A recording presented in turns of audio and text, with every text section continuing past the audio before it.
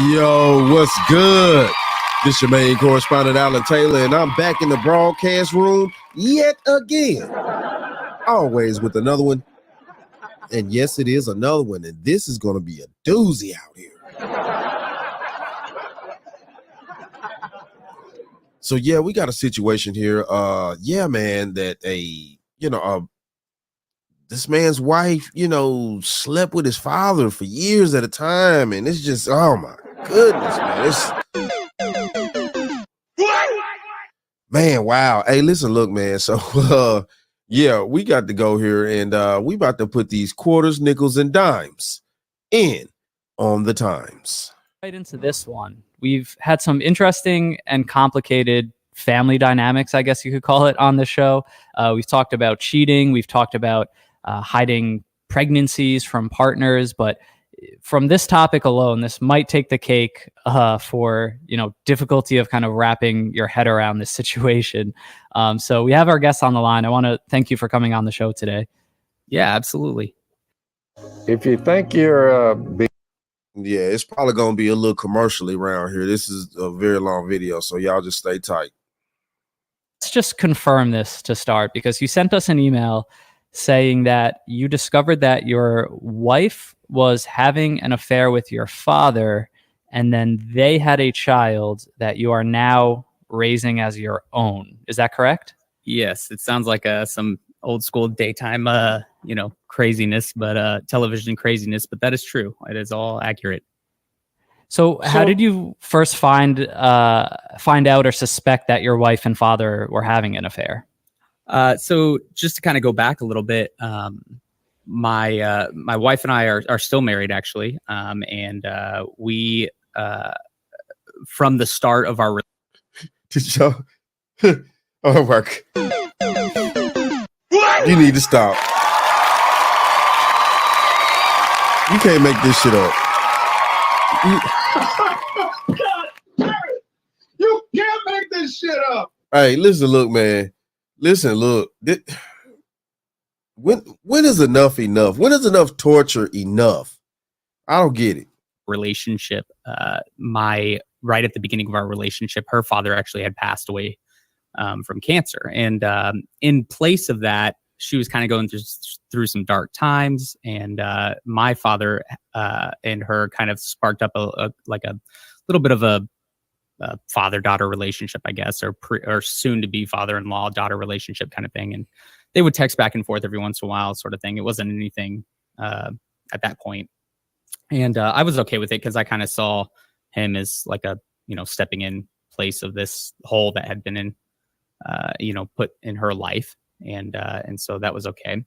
But as the years went on, they spoke a lot. They were constantly texting. We lived pretty far away from each other for a while. So I, never really assumed anything got me, as far as, thinking anything weird about it. There were times where I'd, kind of bring it up and be like, you're always texting him kind of thing, just sort of jealous that, like, how come you never text me? You're always texting him kind of thing. And, but that's about as far as it went. And then we actually moved closer to them. And for a while, we're living with them while we were in transition. And, they were just already super close. So then they got even closer and whatnot. And, there were different times where I would, bring up, like, I feel uncomfortable with how close you guys are. And so let's just keep this real, dude. You wasn't checking her damn phone. Thank me in the morning. You ain't right, man. Oh, I'm right. You'll see. You wasn't checking her phone. I mean, regardless of what, I mean, and I definitely understand, you know what I'm saying?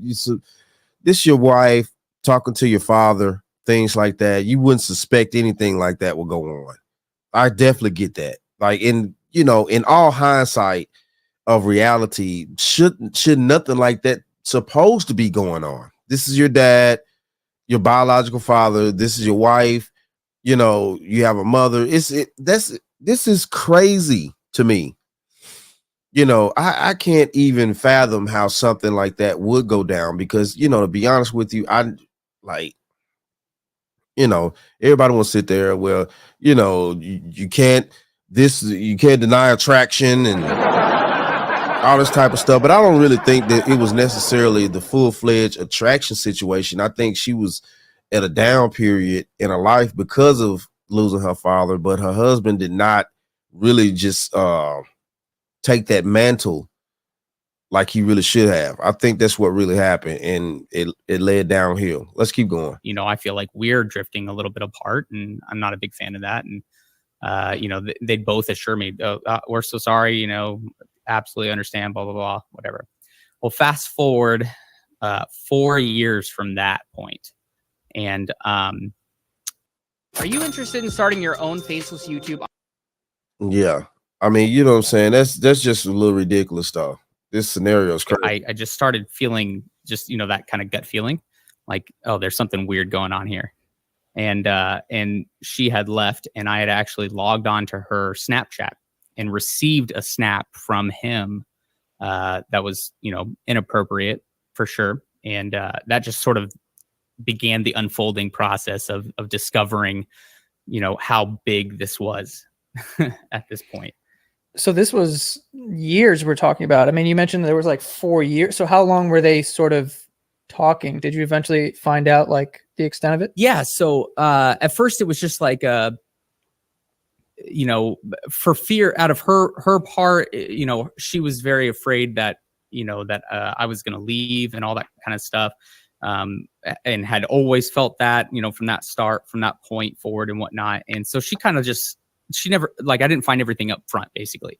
So it was at first, like, it was just like, oh, just some inappropriate, you know, text messages, you know? And so I kind of worked through that for a little bit. Well, then upon, you know, discovering and searching through, you know, her computer and different things, I'd find like an email that was written a while back, like years before. And I was like, man, you guys were even talking then. And then she would say yes. And then, you know, I would try to push her and try to find out, well, how far did this go? And then it came out that every once in a while they would get, like, it started when we moved down here.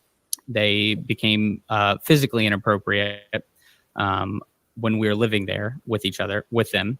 And then after we moved out, not too long, you know, during that transition period into our own house, a couple times a year he would come over basically. So, you know.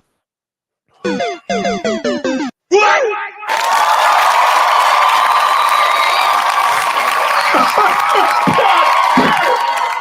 can't make this shit up. Man, you can't make this shit up.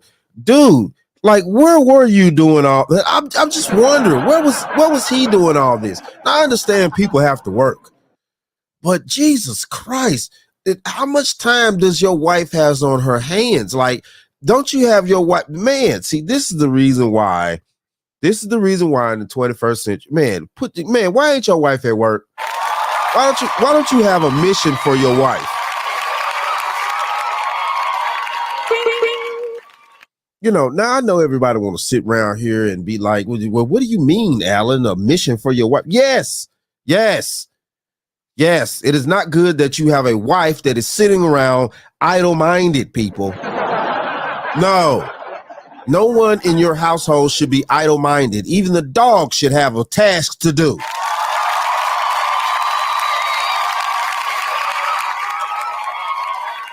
Idle-mindedness creates chaos. Yeah. So I'm just wondering, like, because I know she wasn't just pregnant all these years like that. Come on, man. Like, dude, slipping, bro. That's crazy to me. That she would have that much time to, you know, even, you know, entertain his father like that. Come on. No, it was one of those things that it had been occurring for, you know, several years. I did not know. And my mom did not know, you know. Damn. And they're still together. Yeah, go ahead. I was going to say, so hold on, and they're still together.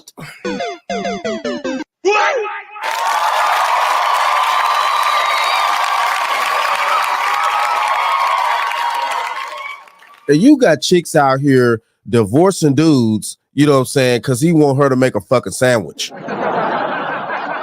And man, shit.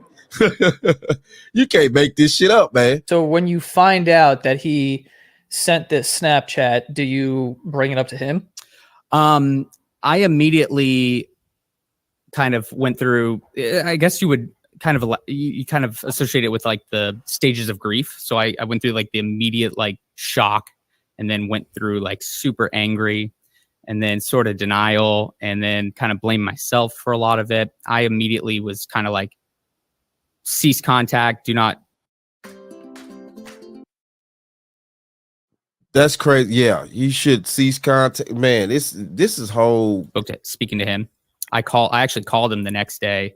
She had managed to get back into Snapchat, and she had figured out pretty quick the night that I had found out that I had done something, because she'd got notification or got logged out or something. And so she was able to shoot off a message, hey, something's weird's happening. I don't know. He may know, or something kind of thing.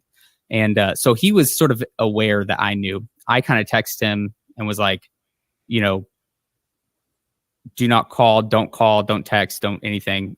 Don't want to hear from you. The next day, I actually called him up and spoke to him on the phone, and basically just told him, I was like, you know, this is so unacceptable, so ridiculous. I have no idea how I'm going forward with this, all this stuff, blah, blah, blah, you know, and just sort of confront him with it as a man. I was like, you will not contact her. You will not be speaking to her again. Don't, you know, kind of went like that route. And of course he was incredibly apologetic and blah, blah, blah, you know, whatever. And yeah, so that's kind of where we were then. So, wow. That's, I think a lot of people listening just feel like they would personally be consumed by anger, because that's how I feel, just kind of an like unimaginable anger, because it's so hard to imagine this even happening. But so let's move forward. I guess you find out that they are having an affair, that they are communicating consistently. You mentioned being physically inappropriate. So how does this begin to unravel? Because you mentioned that it got to the point of a pregnancy. Yeah. So I'll just kind of I'll scoot back, because obviously chronologically it's very weird and muddy and whatnot. So when we lived in a different state from them, they would talk all the time. My wife got close to him. We're texting back and forth. And by then she was actually pregnant with our second child. That's my child. And How do you know that?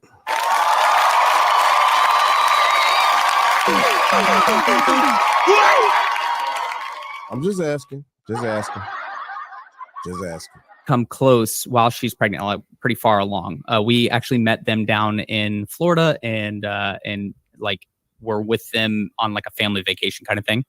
And she wasn't sleeping well. He wasn't sleeping. They just kind of talked back and forth kind of thing. And he kind of like put it out there like, hey, you can text me anytime if you can't sleep or whatever. I know you're uncomfortable, blah, blah, blah. And so that kind of started the whole thing. Then fast forward a couple of months, then they've talked for a while. He had basically pushed her to send her pictures of herself, because she was struggling a lot with like the body dysmorphia after post pregnancy, blah, blah, blah. This is how I've come to figure out how this kind of all started to unfold. And it just sort of became inappropriate there. She called it off for a while. We moved down. He kind of picked it up hot and heavy from there, and she, kind of just went along with it, sort of thing. And then fast forward to now, 4 years later, I find the Snapchat. Now, this time we had already had our third child, who just hit a year. I found out that they had been having the affair just about a week before her 1 year birthday. And for a while, it had always dawned on me that my third child had brown eyes, and brown eyes and sort of a reddish tint hair. And I always thought it was like, wow, that was kind of a weird anomaly, because both her and I have blue eyes. I didn't even know that was a thing. I also am a nurse, and so I was like, I feel like there was a pretty low chance for that. And so after I found out all this, and after it finally unfolded that they were not just sending pictures back and forth, that they were inappropriate physically for a while, I was like, okay, now you need to explain this, because my dad has brown eyes, and he's got kind of a reddish tint in his beard and whatnot. And she was kind of like, I honestly don't know. And I'm like, okay. that's pretty much enough for me, you know, at this point. Because if you study genetics at all, you'll know that 2 blue eye parents, there's like a 0.00001 chance that they're gonna have brown eyes. So, you know, he definitely had his answer right there. This dude is raising his little sister. Oh my goodness. Oh my goodness. Man, this dude done took so many L's with this chick. How you still with this broad, bro? How you still with this broad? Like, You can't make this shit up. You old fish-eyed fool.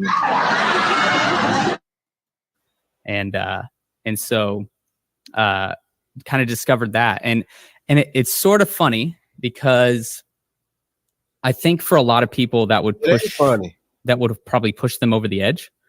To me, that kind of pulled me back in, because this had been my child for a year, and, you know, she is like literally the sweetest little baby, and, you know, just fell in love head over heels for this kid and whatnot.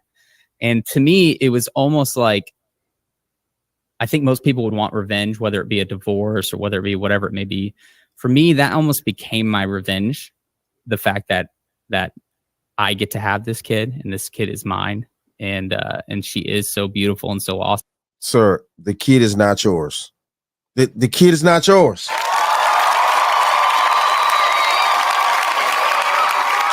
Oh man.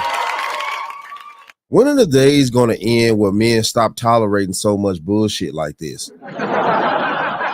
When is it going to end out there, fellas? When is it going to end? This is ridiculous. Man, come on, bro. Awesome. And so in a way, it sort of grounded me in the whole healing process, I guess I should say. That's such an unexpected, logic, I think. I mean, I've no experience raising a child, so I really, I'm not judging that. It's just, I don't think what a lot of people, would expect to hear. Yeah. It's time for me to get set up for therapy, and I use this. No, that's not what a lot of people would do. Man, come on. That is not what a lot of people. For me, something that's really important to me is that I do have faith. I do believe in God. I do actually work in the ministry and that kind of thing. And so a lot of that, the journey that we've taken since then has come down to to my faith and that kind of thing. And so that's also helped a lot. So you said that you and your wife are still together. Do you and your father still have a relationship? Yeah. So over the last couple of years now, we've kind of gotten back to the point where we can have conversations that we can be around. Him and my mom are back together. They can come over and be with my girls, sort of situation.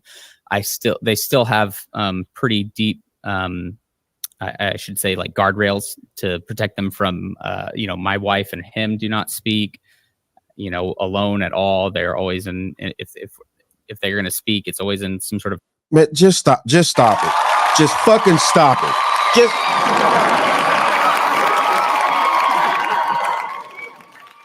Dude, just fucking stop this. Now he continuously keep fucking up my faith and all this and that and woo to woo and just God ain't never told you to be no dad out here. And what the French toast is there to think about? God ain't never told you to be no bat, son. I don't know what type of faith he talk about he got. But I'm a preacher's kid. I know all about it. No. You need to kick the harlot to the fucking curb. Seriously, son. Seriously. And the sad part about this is now it's a lot of explaining that's got to be done once these children become adults. This is the sad part here. And then we just keeping this real. A lot of explaining that has to be done. I mean, your child is your sister and also the auntie of your older children, and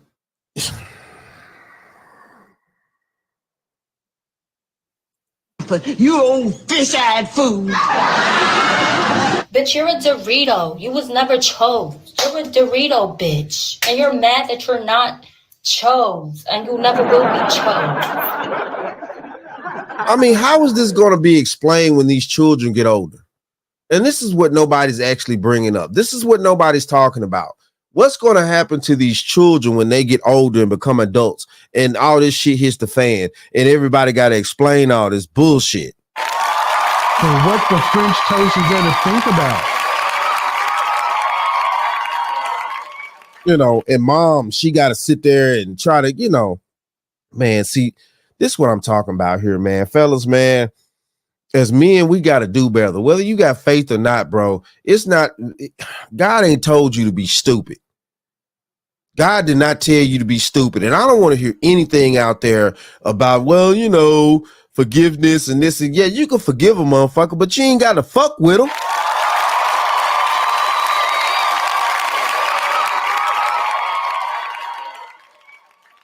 Man, I'd have left all them people to their devices. Man, I'd have thrown out a bunch of paternity tests, made sure what child is mine, what child is not.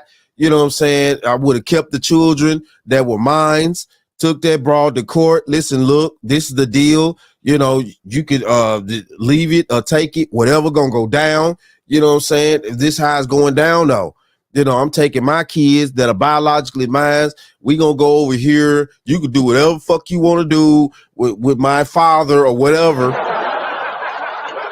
But you ain't finna be over here trying to manipulate me with the bullshit or my children. You know, man, no.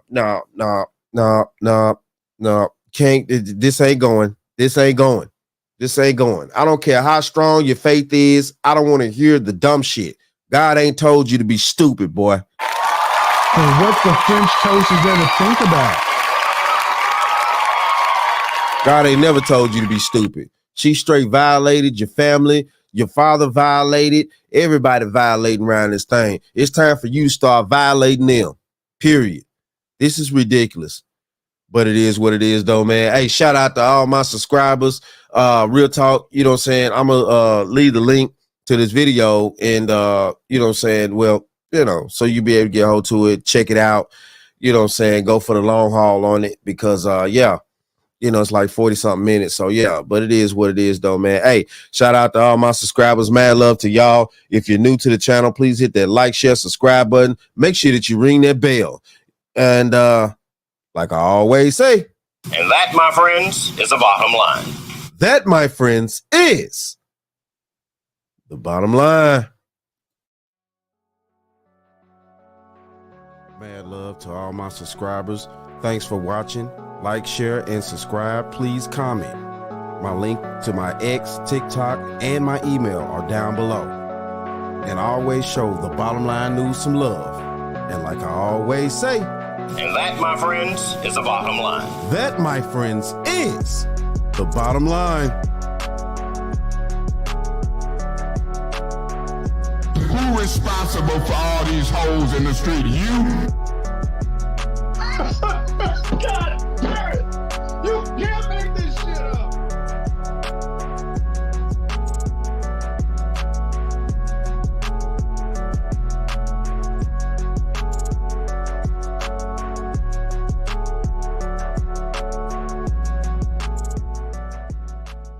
Katie, what are you doing? And she's like, a girl's got to do what a girl's got to do. You can act like a man. What's the matter with you?